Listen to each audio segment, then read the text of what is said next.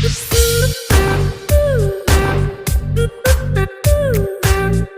Marinaldo mga kabakyard, bago po tayo magsimula, hingi po muna ako ng pasensya doon sa mga kabakyard natin na buwibisita dito. Pasensya na po kayo kasi wala pa talaga akong stock sa ngayon. So yung lahat ng aking mga isda ay nasa fish pond pa. So talagang di pa ako intentional na naglalagay ng isda sa aking mga aquarium kasi nakafocus po ako sa mga alaga nating tuta sa ngayon. Pero marami pa rin tayong pag-uusapang tungkol sa mga alaga nating isda.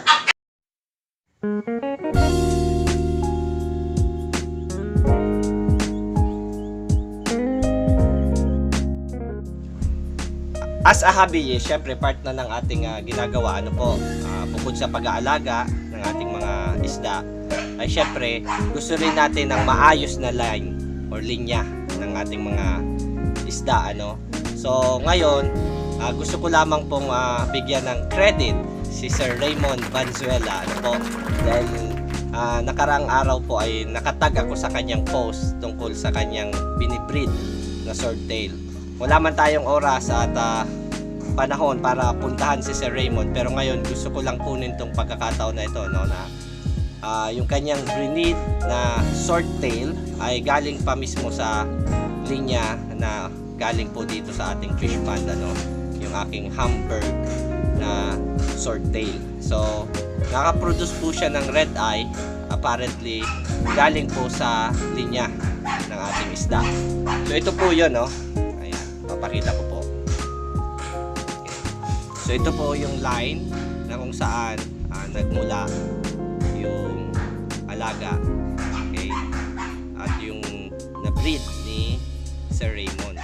Okay, so actually matagal na to sa akin na swordtail. Matagal na siya. Sabihin na natin mga 5 years na siya, So bakit ganun katagal kinikep natin yung ating mga isda? Kasi yun na nga po, So dahil gusto natin ma-improve, gusto natin na magkaroon ng desired na itsura yung mga alagang isda, So sinimulan ko to ng single-tailed, one sword lang hanggang naging lyre tail, okay? Hanggang ngayon yung pag-evolve ay yun si Sir Raymond, di ba? Nakapalabas na siya ng red eye from Hamburg. Okay? So basically, isa lang naman yung masasabi natin diyan mga kabakyard, yung pag-aalaga ng mga alagang isda natin ay hindi naman siya natatapos sa isahan lang. Okay? So yung walang specific na standard, walang specific na kumbaga hanggang dito lang, continuous yan, continuous tayong nag-i-improve, continuous tayong patuloy lang sa pagbe-breed. Of course, kasabay na po doon yung pagod. Syempre, nakakatamad mag-water change. Kahit nga ngayon, sa sitwasyon ko, nakakatamad talaga kasi syempre, hindi ko pwedeng pagsabayin yung mga aso tapos yung isda. So, kailangan kong mamili, di ba? So, ngayon, ang ginagawa ko lang, hinahayaan ko lang yung mga alaga kong isda ngayon sa fish pond. Okay? Kasi kahit papaano sa fish pond, magta-thrive sila. Pero sa aquarium kasi mahirap. Kailangan talagang tutok doon. Pag napabayaan mo yung isda mo sa aquarium, mamamatay sila. Pero at least kahit papaano sa pond, concrete pond, meron mga plants, at least kahit papaano magta-thrive yung mga isda. Okay? So kagaya nga nito, ating halimbawa, itong ating swordtail.